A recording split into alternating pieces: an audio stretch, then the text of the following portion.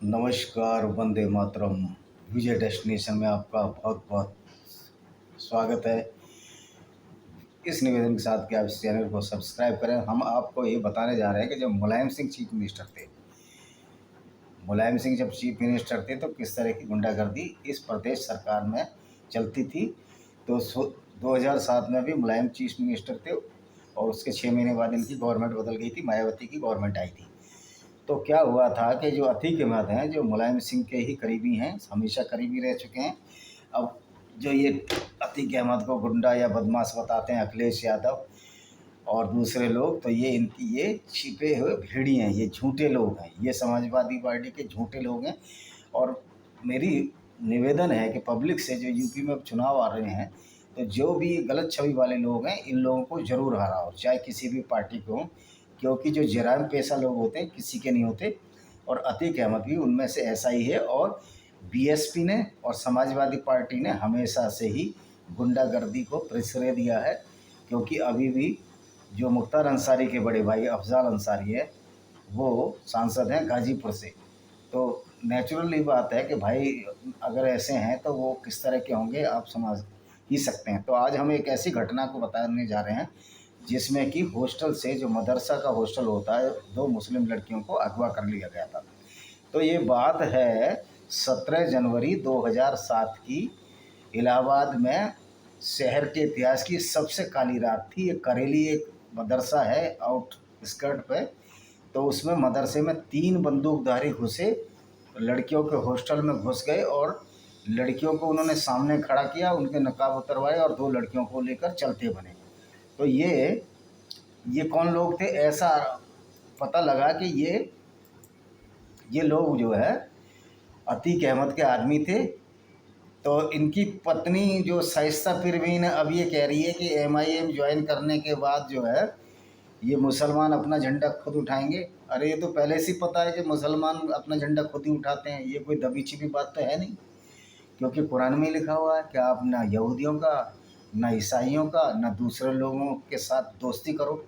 तो हम तो ये कहते हैं हमारे साथ दोस्ती मत करो भाई, तुम करते क्यों हो? हम तो पैगाम्स हैं, बहुदेववादी, हम तो मूर्तियाँ पूजते रहेंगे, हमसे दोस्ती करने की ज़रूरत नहीं है। आप अपने कुरान पर चलिए और अकेले ही रहिए, क्योंकि तुम्हारी कुरान ने ही तुमको अकेला छोड़ दिया। पूरी दुनिया को उन्होंने 2 भागों में, काफिर और नॉन काफिर में बाँट दिया। तो हमें कोई दोस्ती वोस्ती नहीं करनी आप लोगों से, ऐसे लोगों से कि जो इंसानियत समझते नहीं है, जो काफिरों को इंसान ही नहीं मानते। तो ऐसे लोगों से हम दोस्ती करके क्या करें? मैं तो बोल रहा हूँ अभी कि हमें दोस्ती नहीं चाहिए, मैं तो ऑनलाइन इस पर बोल रहा हूँ। तो प्रयागराज के जो मदरसा कांड है, ये 17 जनवरी 2007 को शहर के इतिहास में सबसे काली रातों में थी।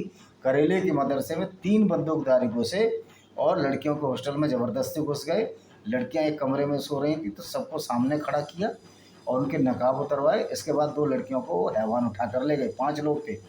बगल में नदी के किनारे रात भर दोनों लड़कियों को नोचा खसोटा, यानी उनके साथ बलात्कार किया। और सुबह के टाइम जो है वो उन लड़कियों को मदरसे के सामने फेंक कर भाग गए। और ये जो मदरसे के सामने फेंक कर गए थे, उनकी हालत बड़ी ही ख़राब थी। और करेली जो है, करेली के बाहरी इलाके महमूदाबाद है, एक महमूदाबाद जगह है, वहाँ पर ये मदरसा था। और इस मदरसे को जो वाराणसी में जिसने बम धमाका किए थे, आरोपी वलीउल्लाह का भाई वसीउल्लाह इसका संचालक था। तो अब आपको समझ में आ गया कि ये कितने भी सुधर जाएं, ये जो इस्लाम के फॉलोवर हैं कितने भी सुधर जाएं, लेकिन ये काफिरों के खिलाफ बम धमाके करते रहेंगे, गुंडागर्दी करते ही रहेंगे, क्योंकि ये इनकी आइडियोलॉजी है, ये इनकी डॉक्ट्रिन है। और इनकी किताबों में लिखा है कि सारे दुनिया में निजाम मुस्तफ़ा फैलाना, शरीयत लगानी और इस्लाम फैलाना है। अब जब इनका इस्लाम फैल नहीं रहा है 14 साल में भी, तो ये फ्रस्ट्रेट हो गए।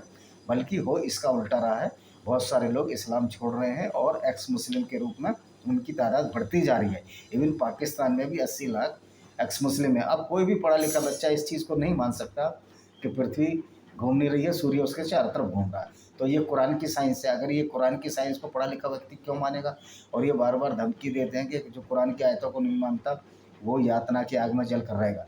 जिस कुरान के अल्लाह को यही नहीं पता कि ये साइंस क्या है, वो उसको क्या पता कि जहन्नुम भी होगा या आग में जलेगा, उसको कुछ नहीं पता। ये सब झूठी और बेकार की बातें हैं। ये कुछ होने वाला नहीं है, ना ये क़यामत होने वाली है। क्योंकि जब साइंस का ही नहीं पता उसको, तो और चीज़ों का क्या पता होगा। तो इसे अब इसी चैप्टर पर आ जाते हैं। तो इन्होंने लड़कियों के साथ गाली गलौज की और ये उठाकर जब ये ले गए तो सुबह जो इनकी बुरी हालत में इनको छोड़ गए।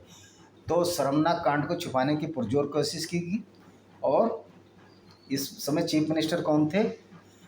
मुलायम सिंह यादव, माननीय मुलायम सिंह यादव, जो कि कसाई रहे हैं हिंदुओं पर गोली चलाने में। जब ये अयोध्या में इन्होंने गोली चलाई तो ये कसाई ऑफ द हिंदूज़ हैं, ये हिंदू कसाई हैं। ये कह रहे थे मैं अपना वो बचा रहा था, संविधान नहीं बचा रहे थे, अपने वोट बचा रहे थे। आज क्यों ये मंदिर ये जा रहे हैं बार बार बार बार? मत जाओ भाई। लेकिन हमारे हिंदू भाई को सोचना कि ये लोग छिपे हुए भेड़िए हैं भेड़ की खाल में, चाहे वो अखिलेश यादव हैं तो सारे उसी परिवार के।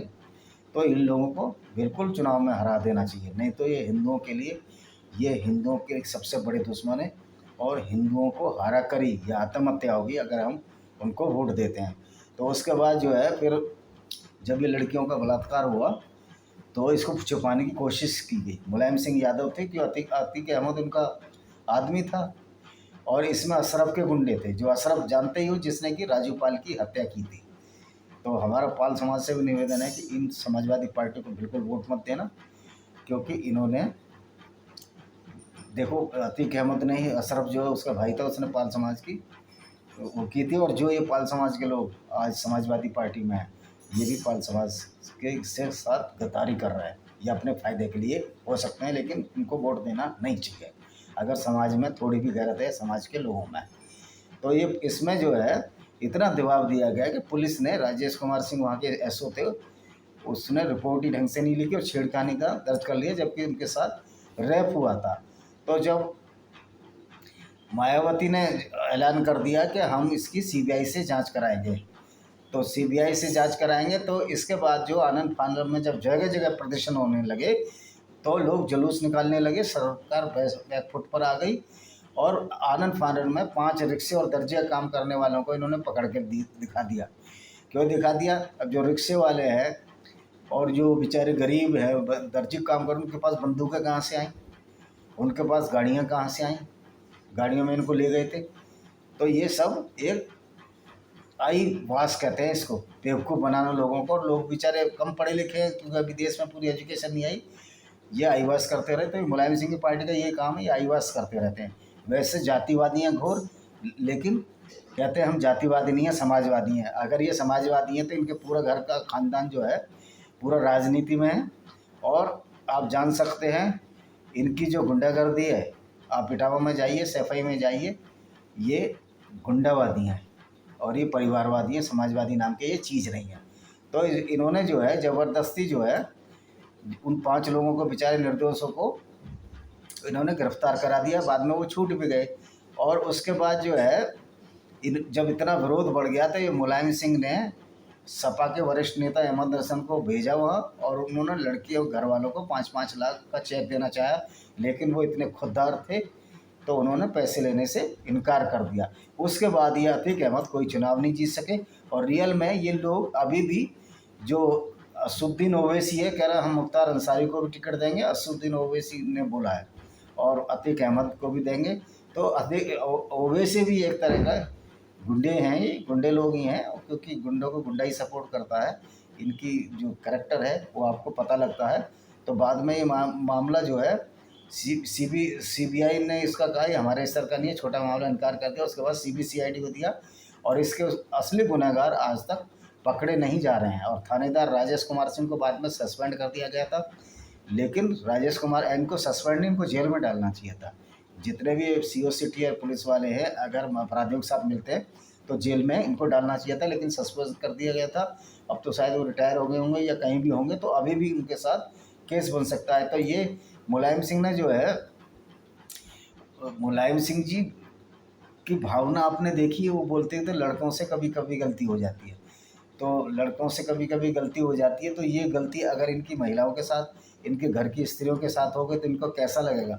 तो इस तरह के ये गुंडे बदमाश अगर माननीय हो जाएंगे और उसके बाद ये रक्षा मंत्री बन जाएंगे और उसके बाद ये बन जाएंगे, तो इस देश का लोकतंत्र जा कहाँ रहा है, पब्लिक जिता किसको रही है, ये हमें सोचने की बात है। तो इसी के साथ मैं अपने वीडियो को ख़त्म करता हूँ। आशा है कि पब्लिक इन चीज़ों को समझेगी, आगे आने वाले चुनावों में उसी पार्टी को वोट देगी जो हिंदू हितों की बात करेगा और जो गुंडागर्दी को ख़त्म करेगा। और मेरा इशारा किस ओर है, आप जानते हो, बाबा ने बहुत सारी गुंडागर्दी ख़त्म कराई है। उन्होंने without any caste and creed, अब कुछ ब्राह्मण शोर मचा रहे हैं, विकास दुबे को मरवा दिया, और जो विकास दुबे ने ब्राह्मण मरवाए थे उनके बारे में कुछ नहीं कह रहे। तो जो विकास दुबे का जो सपोर्ट कर रहे हैं वो लोग भी गुंडे ही हैं, मेरे हिसाब से वो गुंडे ही हैं, जो क्यों ऐसे आदमी का सपोर्ट कर रहे हैं जो कि गुंडा है। इसी के साथ अपने वीडियो को विराम देता हूँ। धन्यवाद। जय हिंद।